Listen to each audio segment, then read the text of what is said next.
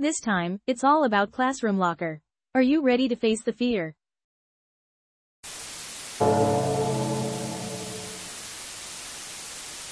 Back in elementary school, a tale unfolded. I, known in the class next door for his klutzy mischief, concocted a plan. He revealed to a few of us, including myself, his intention to sneak into our classroom's cleaning supply closet during class, burst out midway through the lesson with a loud exclamation, and run off, stirring up laughter and chaos.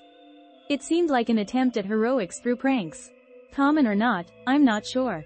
At that time, our classroom had shelves at the back for students to store their bags, and at the end closest to the hallway stood a tall closet with a door for brooms, mops, and dustpans. It was I's plan, no doubt, to hide in this cleaning closet before the teacher arrived and then make his dramatic exit during class, hoping to rush out the door into the corridor immediately after. Though such an escape seemed futile, we were all secretly looking forward to it, including the possibility of I getting scolded. "All right, I'm doing it," he declared, buzzing with excitement. I himself climbed into the metal locker and pulled the thin door closed from the inside. Of course, there was no lock.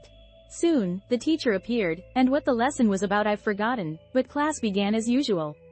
By this stage, the whole class had caught wind of his plan, and everyone was intensely curious as to when he would make his move.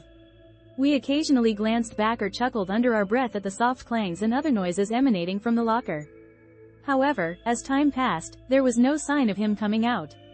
The noises even stopped. Expecting a class-shaking laugh, we thought perhaps I had chickened out or even fallen asleep.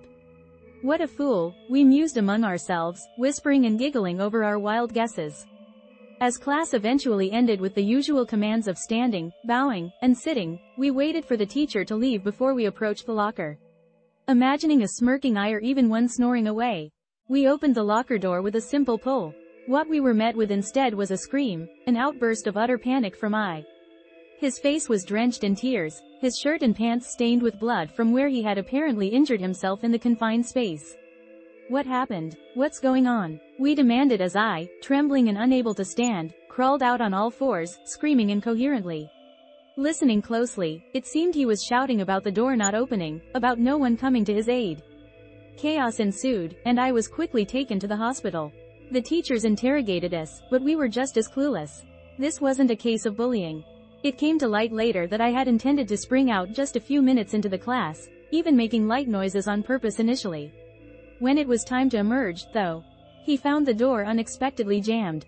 The locker wasn't designed with a lock nor to be sealed shut, it was supposed to easily open with a pull. From midway through the class, desperate for help, I began to bang on the door from the inside, yell at the top of his lungs, and kick with his toes. Despite his efforts, there was no response from the classroom. His cries for help went completely unnoticed, even though the sounds of the class were audible to him inside the locker. To everyone in the classroom, including the teacher, his shouts and knocks were unheard, drowned in total silence except for the initial deliberate noises he made. And all this while, we had been eagerly waiting for him to burst out. Fortunately, I's injuries were minor. He wasn't missing or sent to a mental institution, and the incident proved this was no act of bullying. Through the slits in the door, he had seen us, unaware and unresponsive as he cried and banged on the door until blood showed. This event truly happened during my elementary school days. No ghosts, aliens, or creeps. Just an inexplicably eerie incident without any reasonable explanation. It became a topic we hesitated to discuss, remaining so to this day. This is the first time I've talked about it, not even with former classmates at reunions. Writing this down feels like lifting a weight off my chest. Thank you. How did you feel hearing about this time? It's surprising how ordinary pranks can turn into unexpected terrifying experiences. It's even scarier that no one noticed, despite it happening during class. Everyone, please keep in mind that even a small joke can lead to unforeseen consequences. Well then, let's meet again in the next scary story. Look forward to it.